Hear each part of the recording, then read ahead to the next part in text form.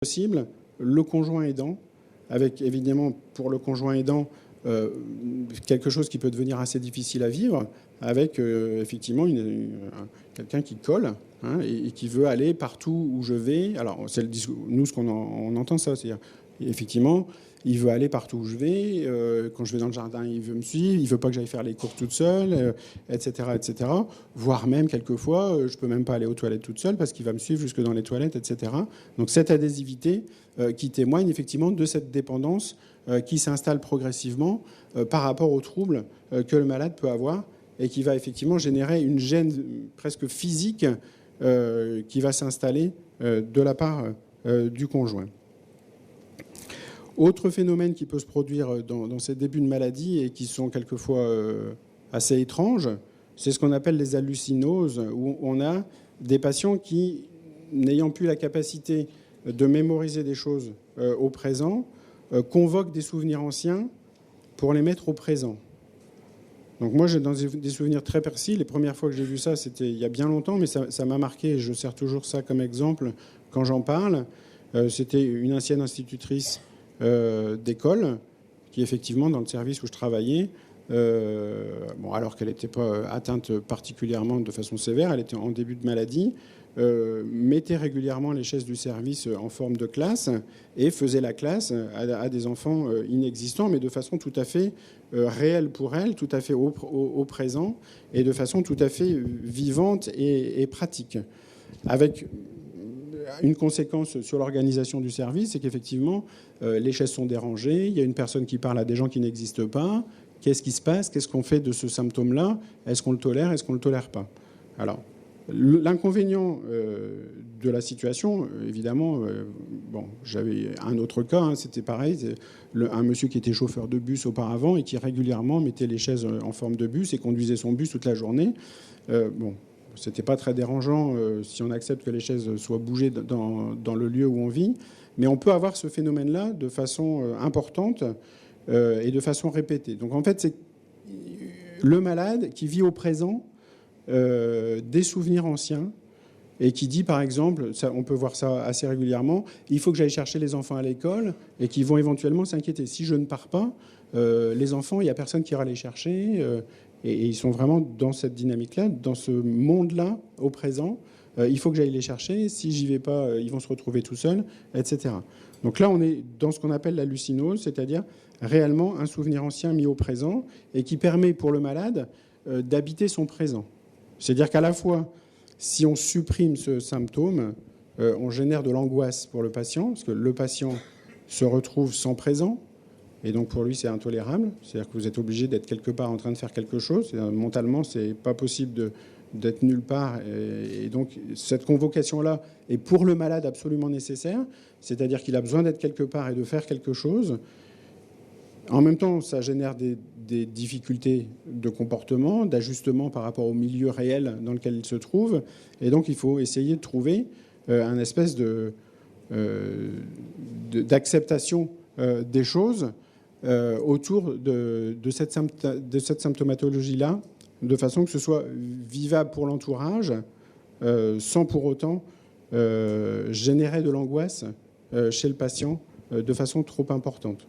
Donc, je ne sais pas si vous avez l'expérience quelquefois de vivre cette chose-là, mais classiquement, on prend ça pour des hallucinations et on a tendance à traiter ça de façon à faire disparaître le symptôme.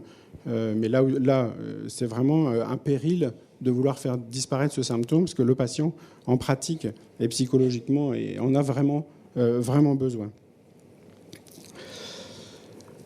Dans cette partie-là, oui. Nous, on l'emmenait dehors dans le jardin pour lui faire voir qu'effectivement, il n'y avait pas de poules dehors et qu'il ne pouvait pas soigner ses poules. Mais au bout d'un moment, il finissait par nous harceler, quoi. Donc, comment réagir par rapport à ça? Enfin, comment faire, quoi? On n'avait pas forcément trop de solutions. Comment les faire réagir et leur dire que c'est pas dans leur vie ancienne, mais c'est dans la vie présente. Alors, la meilleure façon de faire... Après, il n'y a peut-être pas forcément des meilleures façons, voilà, mais des astuces. Des astuces, voilà. Je pense que la façon d'approcher cette situation-là, c'est d'essayer de se mettre au présent du patient. C'est-à-dire d'accepter ce qu'il dit, ce qu'il vit, et de le vivre avec lui pour progressivement l'amener ensemble, c'est-à-dire de se mettre... vivre ensemble, c'est vraiment ça où il faut aller, c'est-à-dire on ne peut pas lui demander de nous rejoindre, c'est-à-dire que si on lui dit ce que tu fais là, c'est pas vrai, il n'y a pas de poule, voilà, tu as une hallucination, regarde la réalité, tu vois bien qu'il n'y a pas de poule, etc. Ça va pas fonctionner. Donc il vaut mieux il vaut mieux essayer de se mettre, quand c'est possible, au présent, à son présent à lui, c'est-à-dire bah oui, on va aller voir les poules, on peut faire les poules, on va aller ramasser les œufs, pourquoi pas, hein, voilà. Et une fois qu'on est avec lui, c'est-à-dire qu'on partage l'émotion de ce qui se passe dans sa vraie vie, enfin dans ce qui est sa vraie vie pour lui, on peut essayer de l'amener, et souvent on y arrive relativement bien, à faire autre chose, à aller vers autre chose. Bon voilà, maintenant qu'on a fait les poules et qu'on a ramassé les œufs, on peut peut-être aller se doucher. Voilà. Hein? S'il y a pas, je veux dire, après ils nous prend pour des imbéciles. Mais non, mais il n'y en a pas. Donc comment veux-tu qu'on aille chercher les œufs? Je pense qu'il ne faut pas lui dire qu'il n'y en a pas. Si lui dit qu'il y en a, c'est qu'il y en a. Ah, mais nous, la personne, elle allait jusqu'à même aller chercher ses vaches dehors, mais il n'y avait pas de vaches dehors. Je ne dis pas que c'est facile, mais le fait, c'est que si on dit il n'y a pas de vaches, il n'y a rien, etc., en fait, on lui coupe quelque chose d'important, donc on va générer de l'angoisse qui va elle-même générer des comportements difficiles, et souvent, on aboutit sur de l'agressivité. Donc des fois, on est obligé. J'entends bien que ce n'est pas toujours facile d'accepter ce qui se dit, ce qui se fait, parce qu'il y a une vie collective qui est nécessaire. Tu veux intervenir ? Oui.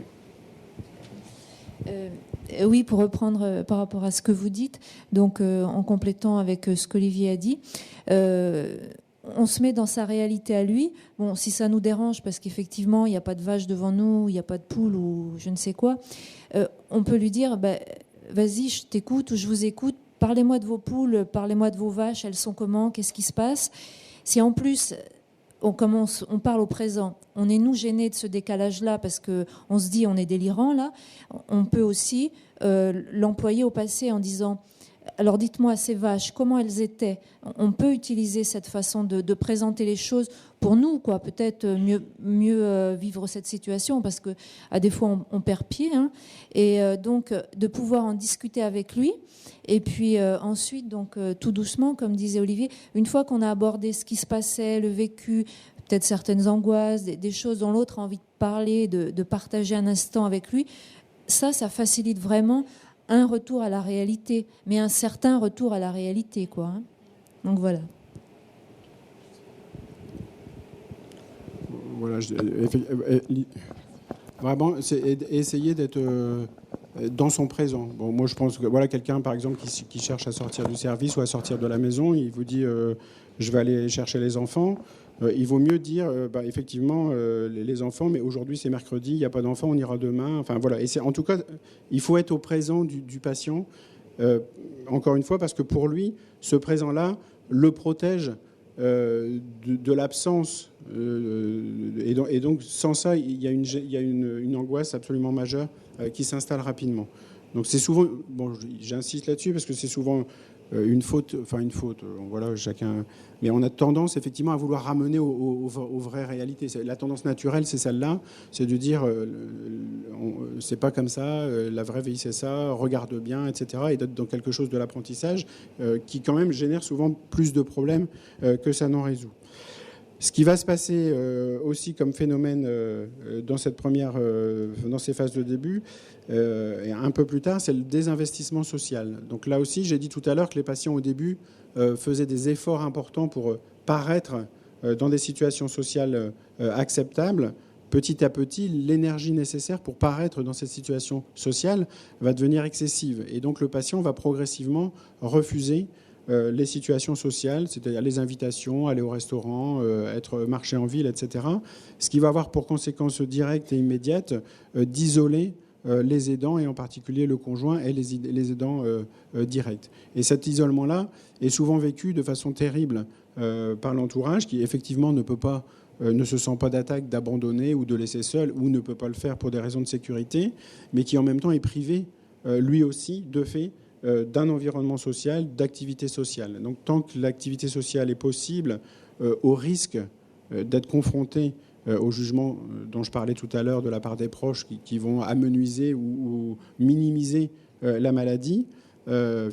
Suite à ça, on va se retrouver effectivement dans un isolement social, les amis ne venant plus, fuyant la maison et laissant finalement le conjoint et l'entourage propre, je ne veux pas dire abandonné, mais en tout cas de plus en plus seul et dans une situation d'isolement absolument terrible. Donc là, c'est important d'intervenir et de permettre à la personne aidante d'avoir une activité sociale en dehors du malade et de comprendre que pour le malade, les activités sociales deviennent extrêmement coûteuses et extrêmement pénibles. Là aussi, on a toujours tendance j'emploie un mot justement à dessein que je déteste, à stimuler, en espérant que cette stimulation génère du bien-être pour la mémoire. Mais finalement, ça devient très coûteux pour le malade.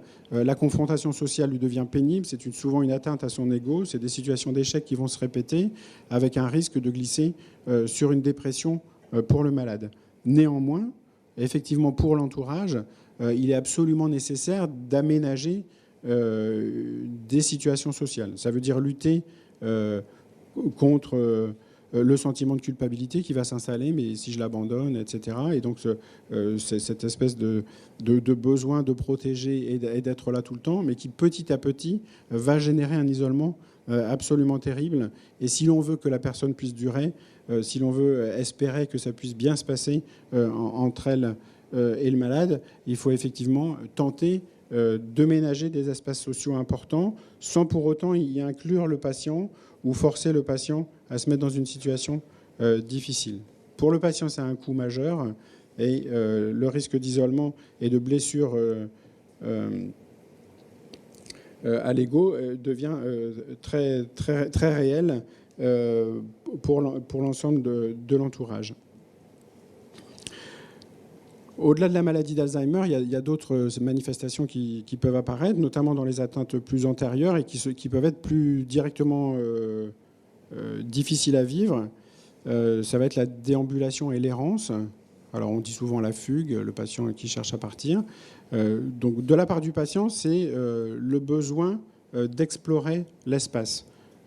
C'est reproduit de façon expérimentale chez des rongeurs qu'on prive de dopamine, où effectivement, c'est des gens des rongeurs en l'occurrence, qui ont besoin d'errer et de parcourir l'espace. Donc là aussi, l'errance et la déambulation plus particulièrement, c'est aussi une façon pour le malade d'habiter l'espace, de parcourir l'espace et donc de se rassurer.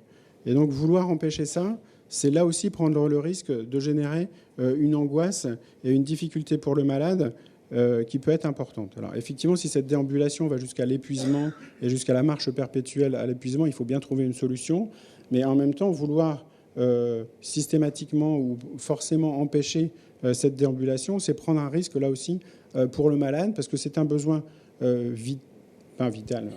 impérieux pour lui de parcourir l'espace pour pouvoir s'y sentir à peu près bien, ou en tout cas de s'y repérer. On est tous dans une salle ici. Quand vous rentrez dans une salle, spontanément, vous parcourez du regard les quatre coins, vous vous situez dans cet espace-là. Pour une malade, quand on a une atteinte un peu plus frontale, cette appréciation de l'espace n'est plus possible. Et donc, il y a un besoin absolument fondamental de parcourir cet espace. La déambulation, c'est lié à ça, et c'est lié à ce besoin d'appréhender l'espace. Alors l'errance, ça va être autre chose. Ça peut être lié à une déambulation non contrôlée, c'est-à-dire il n'y a pas de barrière, pas d'espace, donc la déambulation peut être indéfinie.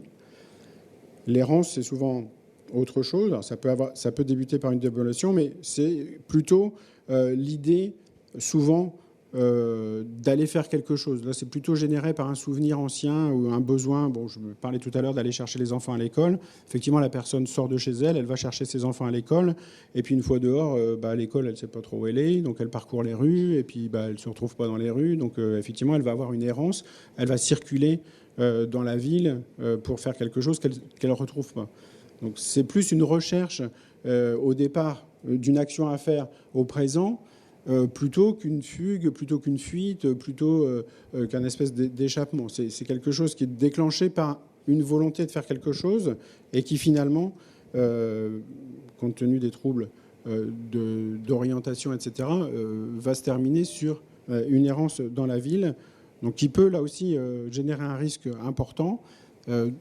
Et il peut être nécessaire effectivement d'avoir, pour permettre justement la déambulation, des espaces clos suffisamment grands et suffisamment élargis pour permettre, dans de bonnes conditions, une déambulation confortable. Bon. Classiquement, on fait des circulaires, on fait des pièces où le patient peut tourner dans un sens ou dans l'autre, éviter les cul-de-sac et l'accès au jardin, pourquoi pas, avec un jardin sécurisé pour éviter les risques. Mais vouloir éteindre à tout prix la déambulation, là où c'est prendre un risque de mal-être pour le patient. Alors évidemment, c'est facile de dire ça et de laisser déambuler quelqu'un tout le temps. Bon voilà, ça aussi, c'est fatigant pour l'entourage d'accepter ça. Mais je pense que quand on l'explique et quand on arrive à faire passer le message, les choses sont probablement plus acceptables, sans être confortables.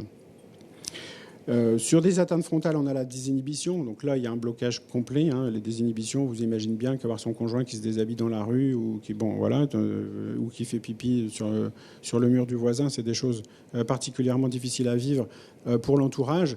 Et donc là, d'emblée, on est dans des troubles importants qui vont générer des difficultés avec l'entourage et le voisinage éventuellement rapidement, qui vont mettre très mal à l'aise le conjoint et les entourages propres, et qui vont se prendre de plein fouet ce trouble-là, avec la honte réellement qui accompagne ces troubles-là de la part du conjoint, et donc une honte vécue dans la solitude et dans l'inexpression qui vont vite devenir terribles. Donc là aussi, c'est des choses dont il faut tenir compte, dont il faut parler, et des troubles qu'il faut d'une certaine façon contrôler, mais qui en pratique, malgré tout, même avec les médicaments, sont souvent très difficiles à contrôler et qui souvent génèrent des enfermements. C'est-à-dire qu'on préfère que ça se passe dans le huis clos de la maison plutôt que dans un environnement social plus ouvert, et donc avec toutes les conséquences que peuvent avoir un enfermement et un huis clos dans des situations tragiques comme ça. Donc il faut essayer d'ouvrir et d'en parler. Enfin, c'est des choses qui existent qu'il faut savoir évoquer. Dans le même ordre d'idées, on a l'irritabilité et l'agressivité, qui sont vraiment qui sont très difficiles à vivre pour l'entourage et qui vont effectivement compliquer les choses de manière importante. C'est aussi extrêmement rare qu'on ait une agressivité volontairement méchante de la part de ces malades-là. En général, c'est vraiment une irritabilité ou une agressivité réactive, c'est-à-dire une incompréhension ou en tout cas un vécu comme une agression de ce qu'on lui propose, de ce qu'on va lui faire, et donc une réaction comme chacun se sentant agressé, plutôt sur le mode réactif. Alors ça pose des problèmes par exemple pour la toilette. Effectivement, une personne atteinte de ces troubles neurocomportementaux peut avoir un refus d'aller à la douche, un refus de la toilette, et effectivement ça va devenir nécessaire. Il y a un moment donné, même si on peut dire un jour sans, 2 jours sans, à un moment donné, cette toilette devient nécessaire, et faire comprendre à la personne la nécessité de cet acte-là peut être très compliqué, et cette incompréhension-là peut générer effectivement des troubles d'irritabilité et d'agressivité difficiles à surmonter pour l'entourage.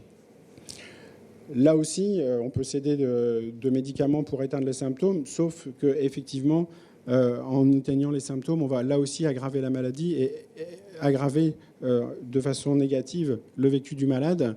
Donc il faut avoir le dosage rigoureux de façon d'éviter les difficultés.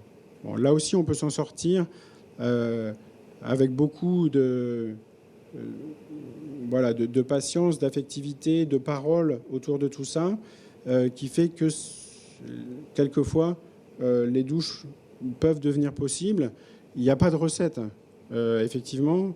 Bon, et quelquefois, c'est l'obligation de se doucher avec la personne. Quelquefois, c'est la promesse d'un plaisir derrière. Enfin, après, on doit négocier quelquefois tout ça. Ce qu'il faut essayer de comprendre par rapport à ces troubles d'irritabilité et d'agressivité, c'est que c'est dans l'essentiel des cas, ce que ne vit pas la famille comme ça, de la réactivité. C'est-à-dire quelque chose qui est incompris par le malade, quelque chose qui n'est pas entendu par le malade, qui va générer cette agressivité. Bon, alors évidemment, l'agressivité, au-delà des troubles comportementaux, va être majorée par des douleurs chroniques ou une douleur aiguë présente, par une constipation éventuellement, qui génère chez tout un chacun de l'irritabilité et de l'agressivité, et qui fait que là aussi, il faut chercher une cause à cette irritabilité et à cette agressivité. Bon, vous savez tous, quand on a mal aux dents, on n'a pas trop envie de...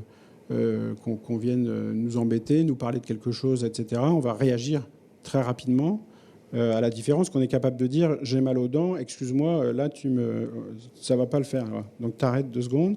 « J'ai mal aux dents. » Effectivement, le malade atteint de troubles neurocomportementaux est dans l'incapacité d'exprimer ce qui le gêne, ce qui va générer ça, et donc il va être que dans l'agressivité. Et on ne va voir de lui que cette agressivité et que cette irritabilité. Donc face à une irritabilité, une agressivité qui est inhabituelle, qui apparaît de façon nouvelle, avant